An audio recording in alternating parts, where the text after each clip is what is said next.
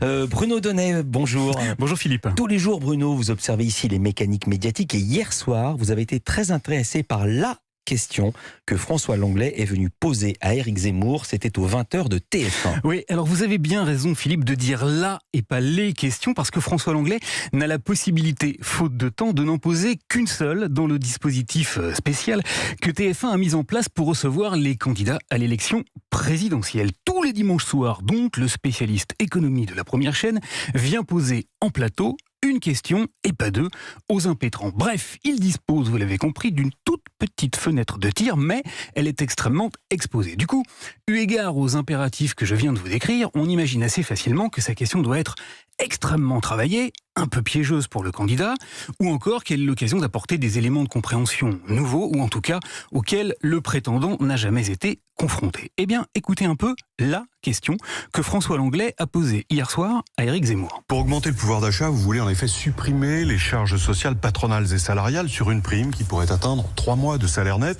pour tout salarié d'une entreprise. Il a choisi de l'interroger sur sa proposition de permettre aux patrons de verser des primes défiscalisées.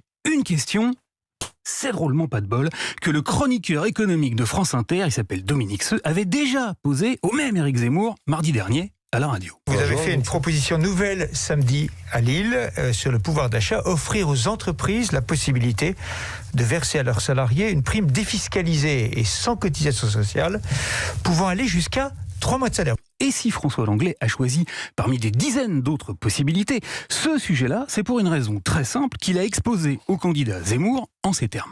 Pouvoir d'achat n'y gagnerait rien, les augmentations de salaire mensuel n'existeraient pas et l'État y perdrait beaucoup compte tenu de la suppression des charges sur un tiers de la rémunération. Voilà, sa proposition risquerait d'empêcher les augmentations et ça ferait moins de rentrée fiscale pour l'État, ce qui était... C'est encore pas de chance, rigoureusement la même explication que celle fournie par toujours Dominique Seux 5 jours plus tôt. Mais Voilà. il y a une question qu'on se pose immédiatement.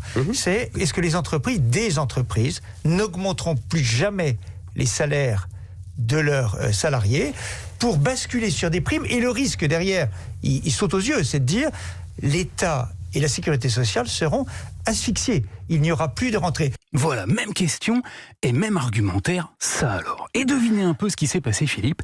Eh bien, figurez-vous que les mêmes causes produisant généralement les mêmes effets, Éric Zemmour a répété hier soir exactement ce qu'il avait dit mardi matin. À la radio, s'agissant du pouvoir d'achat, il avait déclaré ceci. Depuis des semaines, tout le monde ne parle que du pouvoir d'achat. Eh bien, à la télé, il a dit cela. Tout le monde parle du pouvoir d'achat depuis des semaines. Et sur l'augmentation des salaires, il avait répondu à Dominique Seux. Vous faites comme s'il y avait des augmentations de salaire.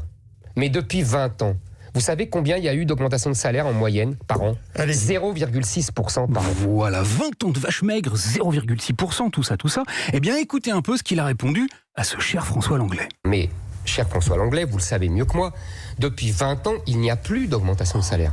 En France, nous avons augmenté en moyenne de 0,6% par an. Pareil, enfin, si Éric Zemmour a eu l'idée de proposer cette prime à la place d'une augmentation de salaire, c'est parce qu'il est parti d'une conviction profonde qu'il avait déjà très bien expliquée à la radio. Le problème français, c'est le salaire net est trop bas et le salaire brut est trop haut. Le net est trop bas, un argument qu'il s'est donc contenté de reformuler à la télé. On a pour tous les salariés un salaire net très bas, mais un salaire brut très haut.